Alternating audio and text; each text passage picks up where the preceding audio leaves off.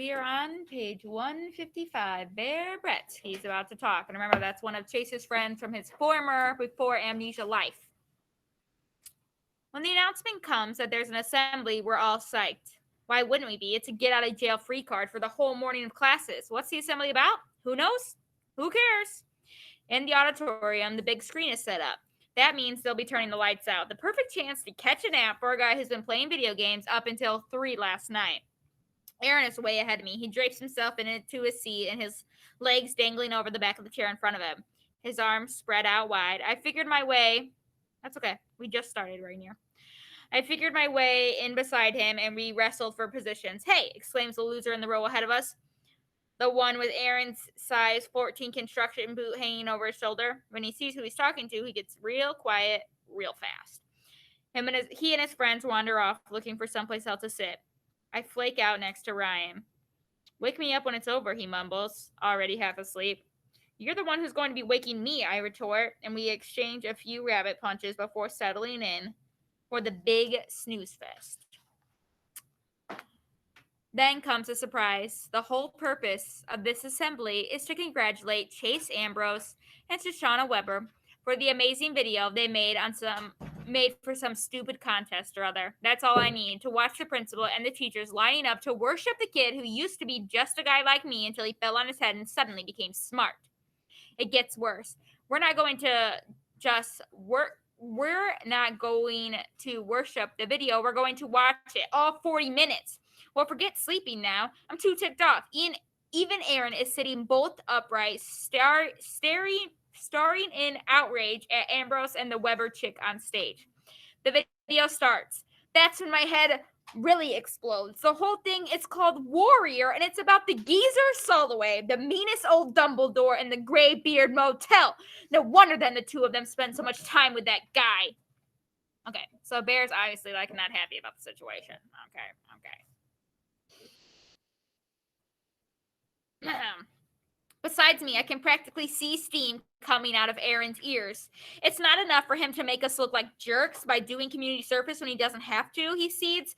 No, he has to make a documentary about the place so he can brag to the whole world. And with Shoshana Weber from the same family that got us put on community service in the first place, and I thought that guy was my friend. But Soloway, I demand, what's up with that? So, still, Aaron and Bear are blaming the Weber family for them being on community service. They're still not on, taking responsibility that they are the reason they're on community service. They're still blaming Joel. It wasn't Joel's fault they decided to blow up a piano. But they are furious that they chose Soloway. Yeah, he agrees. The whole museum full of ancient fossils, and they have to pick that nasty old crap who complains to the nurse if his cookie is off the center of his plate. That's not what I mean, I hiss. Why him, huh? Not just any old Dumbledore, Soloway. No way that's a coincidence. Chase doesn't know anything about that, Aaron reminds me. He got amnesia. If he got amnesia, I put in darkly. Sounds a little convenient to me. Well, he's got amnesia to not forget he's our boy, Aaron says bitterly. I nod. He used to play football. Now he doesn't. He says he's coming back, but I think he's stringing us along. He partnered up with the Weber, and he's even getting buddy-buddy with Joel Weber. He's making it impossible to get along with him. He acts like he's changed, but really he's cutting us out. On the screen, there's a close-up photo of the gleaming Medal of Honor. In the voiceover, Shauna explains that this isn't the actual medal Mr. Soloway received. Mr. Wonderful Soloway isn't just a hero. He's modest, too. He never wore the dumb thing because he didn't want people to feel bad that they don't have one. And over the years, he forgot where he put it. Yeah, right, I mutter. Shh, Aaron hisses. When it's finally over, Ambrose and the Weber chick get a 5-minute standing ovation.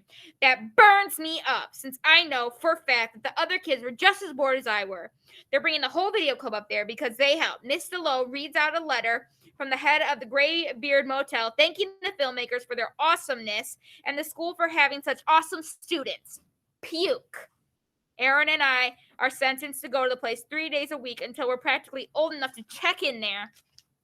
And what do we get for it? Yelled at. That's what. By nurses and Dumbledores both. And Chase, who's worse than us, gets a love letter from the director. I've never been so happy to get back to a classroom. We can't just do nothing about this, I plead to Aaron as he takes the desk in front of me. He's walking all over us, and we're letting him. For the first time, he doesn't look at me like I'm crazy. I've got an idea how we're going to jog his memory. Remind him who his real friends are. Oh, snap. That just doesn't even sound good. Aaron and Bear are clearly like jealous type of people, right? Like, does everyone see how remember, like I said, not being friends with someone anymore can like cause a lot of, strain and upsetness and stuff. So they are just so upset that they're not friends with him anymore and that he's made new friends, regardless of the amnesia and stuff. Like, if he didn't get amnesia and he just started drifting away from him like regularly, they'd still be just as upset, just as mad. Like, they just can't fathom that they're not friends anymore. And sometimes that happens in life. You just aren't friends with people anymore. You guys grow apart, and that's okay. But Aaron and Bear are taking it like really, really hard. Brendan Espinazo. Leaf Man wasn't the hit I was hoping for, even though it got a lot of YouTube views. For something to go viral, it has to reach a kind of critical mass where suddenly everybody's talking about it. Poor Leaf Man just didn't have enough legs for that. The bummer is, as great as it was, Leaf Man set me back big time with Kimberly. She's still nice to me, but it might be because she feels sorry for me because she thinks I'm crazy. I'm coming to the conclusion that our sense of humors aren't very compatible. That doesn't mean we aren't compatible, just that we probably won't like the same books, TV shows, movies, and that kind of stuff. Okay, well, normally if you're with someone, you have the same kind of taste in things. Like, me and my husband enjoy the same types of movies. We like the same food, or we, like some of the same foods. He doesn't read books, so that doesn't count. But we have the same taste in TV shows and stuff. So he's saying like Kimberly and him have like nothing in common. So like, it's totally fine if you have some things that aren't in common, but you have to have at least a few things in common to be compatible with a person to work out in a relationship. Besides, she's still totally moon-face over Chase, who's comparatively isn't right on an issue right now. The fact that she barely even notices me, that's an issue. Anyways, I've got an idea for a new video, and this one's going to knock her socks off. It doesn't depend so much on humor as creativity and special effects. It's called One Man Band. Picture this: the Hawasasi Music Room. The camera films me pretending to play every instrument in the orchestra in front of a green screen. Then I use the video editing program to superimpose those images onto various seats on the band risers until I've got a whole orchestra and they're all me. Presto, one-man band. Joel helps me reverse the room for Thursday after school. The music department is so thrilled to have their star back that Mrs. Gibbler would have promised him her firstborn child. Besides, besides, he's known to be a good kid. Oh my gosh, sorry. I'm just a mess today. It's not like he's to trash the risers or anything like that. Unfortunately, Chase isn't available to work for the camera. He has to take a social studies test he missed due to a follow-up appointment with falling off the roof doctor. This might be a blessing in disguise because A, Joel volunteers to fill in and he's a pretty good cameraman, and B, Mrs. Gilbert wouldn't have let Chase anywhere near her instruments, amnesia or no. She's still mourning that piano that it was donated to the school by Beethoven himself. Also, C, Kimberly is always a little distracted when Chase is around. Maybe that's why she didn't get the humor in Leaf Man. Now, with Chase away writing the test, she'll be able to concentrate on me. I want to rent a tuxedo since those orchestra guys really do put on the Ritz. My mom won't spring for that, though. So I do my best. I take a light gray suit I wore in the kids' bar mitzvah and paint it with shoe polish. I'm just going to let you know, future reference, don't put shoe polish on your clothes, okay? Like, that's not coming off. My white shirt has a bit of a show on camera. There'll be a lot of me, but luckily we'll all be pretty small. I borrow a bow tie from my dad to make the whole assembly more tux-like. When I come out of the bathroom, all dressed up on Thursday, Kimberly wrinkles her nose. A very cute look for her, by the way. Dude, you stink. What did you do? Take a bath in magic marker? It's shoe polish, I explain. It's not me, it's my clothes. I had to impress the formal wear. Why can't you wear normal clothes? Because orchestras dresses fancy, but you're not in an orchestra. If she doesn't pay any attention to me, it shouldn't come to surprise that she didn't read my text either. On the way to the music room, I get her. Really? Uh-oh. There's a trail of shoe polish splatters all the way down the hall. Too late to worry about that now. Once the video is on, I can. I'll do my best to clean up after myself. I think rubbing alcohol works on that stuff, or maybe nail polish remover. So let's just take this into account. He had a suit, like a nice gray suit that he wore to a bar mitzvah, which is like a Jewish party for someone turning a certain age. I don't know if it's 13 or 12 or 14, something like that. So his mom wouldn't rent him a tuxedo, so he ruined a perfectly good suit. Okay, like the suit is now trash. Like you'll never be able to clean a suit with full of shoe polish. So like I feel like sometimes Brendan just doesn't think things all the way through, but that's okay. He's a little silly. Joel is waiting for us inside the music room. He's already put the video club's green screen and set up all the instruments we're going to need. The flip cam is mounted atop the tripod, another reason why we don't need Chase's steady hands. Joel's got an extra light plugged in with the spaghetti power cords. We're ready to roll. For music, I've chosen a full orchestra version of For He's a Jolly Good Fellow, performed furiously in triple time. I'll add that in during the editing stage. But I play it on my phone during filming, so I have the timing right while I'm doing my thing with the instruments. It's not such a big deal with the small stuff: trumpet, clarinet, sax, flute, piccolo. But for the violin and the string family, it's important that my bow should be moving in the right tempo. That's like the beat to the music.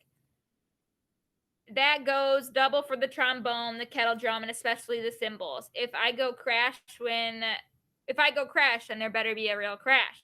I know the song, Kimberly comments after the music has been playing in an endless loop for at least 20 minutes of shooting. How come you picked this lousy song?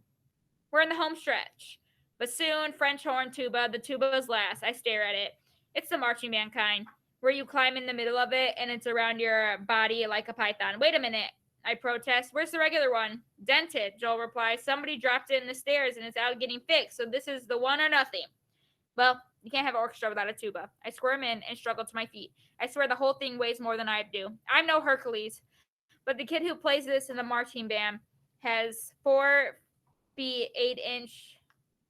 is a 4'8" sixth grade girl. How does she lift it? Much less breathe over to blow into it. Kimberly is regarding me a little dubiously, so I give her my most confident look and announce, piece of cake. It comes out like I'm straining to pass a kidney stone. Not the effect I was searching for. All right. I'm just going to let you know. Next part, super traumatic. So get ready to pay attention, okay? All right. I put my lips to the mouthpiece and nod to Joel to start filming the final shot. The camera comes on. The double doors are kicked open, and before I can react, a tidal wave of white foam fills my field of vision. It hits me full in the face. It wouldn't normally be enough to knock me over, but with the heavy tuba bell suspended above my head, I overbalance and go down like a stone. There's a loud clang as the brass of the instrument strikes the metal edge of the riser. I hear a gasp of horror from Joel. Then I understand why. When I roll out of the stream of foam, still wrapped in the tuba, I see Aaron Hickman and Bear Bradsky, each armed with one of the school's big silver fire extinguishers, spraying down the room and everything and everybody in it. So remember, they're trying to teach Mr. Chase a lesson. So Aaron and Bear are officially retargeting Joel and Brendan. And where is Chase? He's taking a test. He can't come to the rescue. He doesn't know what's going to be happening. And obviously, if there's not a fire, should we be playing with a fire extinguisher? No, because that. Yes, Ava. I can't hear you. Yes. So, I think they're just trying to show them like these kids really aren't cool. I don't think they're trying to win Chase back. I think they're trying to like teach him a lesson. You know what I mean? I don't think they're really trying to win him back. I think they're just trying to teach him a lesson. Anyways, this is like my least favorite part of the book. It just makes me sad. Go away, Joel pleads in a quivering voice. Aaron laughs a nasty laugh. What if it isn't the loser? I don't think we've ever welcomed you back. How rude of us. Welcome home, loser, bellows Bear and blasts a jet of foam covering Joel head to toe. I turn to Kimberly, who's standing there, of all things, giggling. At long last, the girl has found something funny in one of my videos. She thinks it's part of the plan and doesn't even notice we're under attack. Go get help, I bark at her. Yeah, get help, snorts Bear. Bear, why don't you call your friend Chase? That makes sense to me. He's the only one with half a chance of taking care of these two. Get Chase! I yell at Kimberly. Aaron laughs cruelly. And you're supposed to be smart. Who do you figure sent us here, genius? You think Chase doesn't remember the loser who got him put on community service Bear ads? Obviously, Bear and Aaron are lying. Chase did not send them there. Go, I shout. He's in Mr. Solman's room. A blast of foam silenced me and I go down again, still encircled in the tuba. Now my arms are pinned at my side and I can barely move. Not that I'd be much help standing up to those two Neanderthals. And if I'm upset, I can only imagine what must be going through Joel's mind. After everything he's been through, he's come home only to find this. It's starting all over again. Kimberly bolts past the two attackers and out the door. They make no move to stop her. They're focused on me and mostly on Joel. Hey, check out all these instruments, Bear snickers, and if the band room is the last place anyone might expect to find such a thing. You think if I practice hard, I could become a musician like the great Joel Weber? He delivers a solo boot to the French horn, which skids across the floor, kicking up a spray from the melting foam that's covered half the room. Please don't touch the instruments, Joel whimpers. I promised Mrs. Gilbride I'd be responsible for everything. Well, that does it. Once those two idiots see how he gets a rise out of Joel, they're off to the races, throwing flutes like many javelins and frisbeeing cymbals all around the room. They roll trumpets and trombones into a slap and send violins floating on top of it. The kettle drum is upended. Music stands are hurled in all directions. Sheet music is scattered like autumn leaves.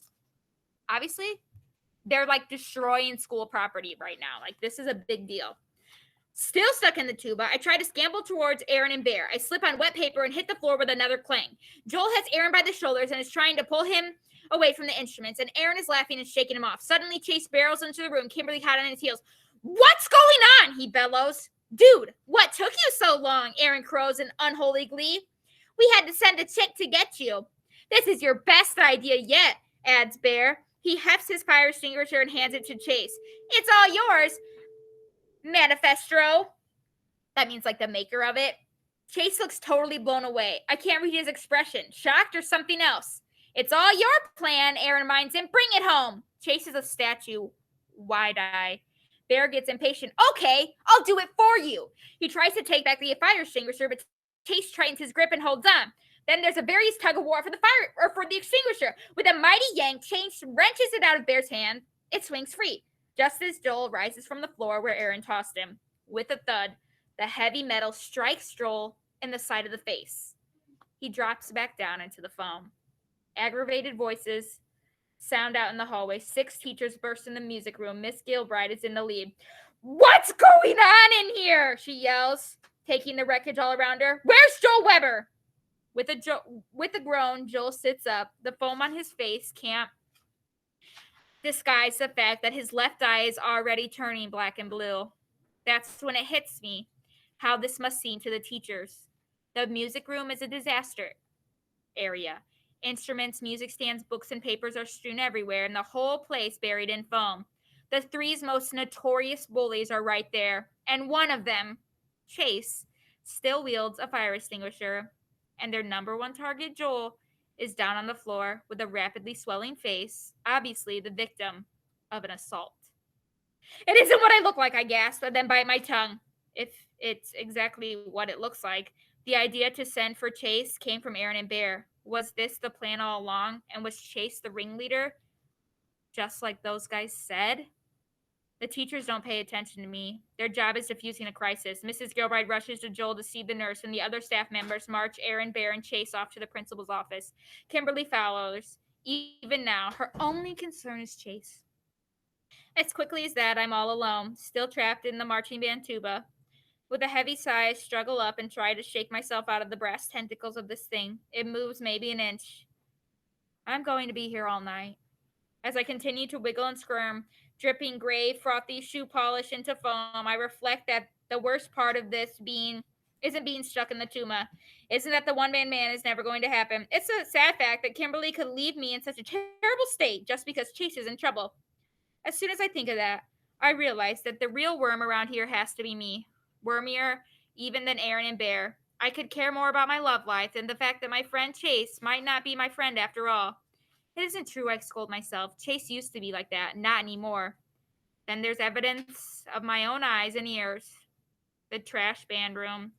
Another attack on poor Joel.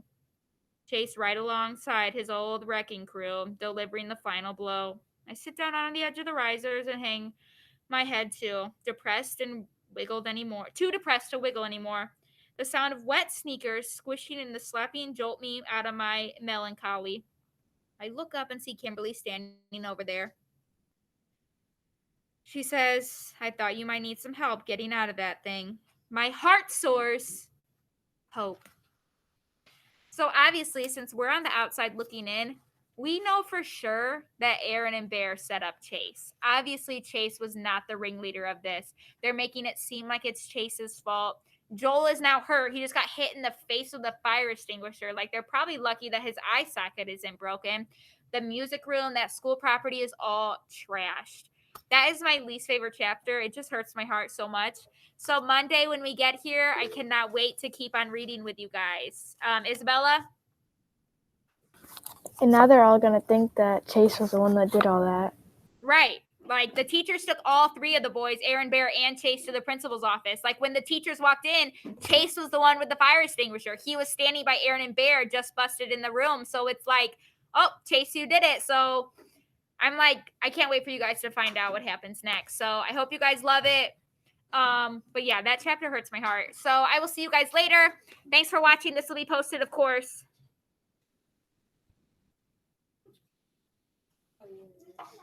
Yeah.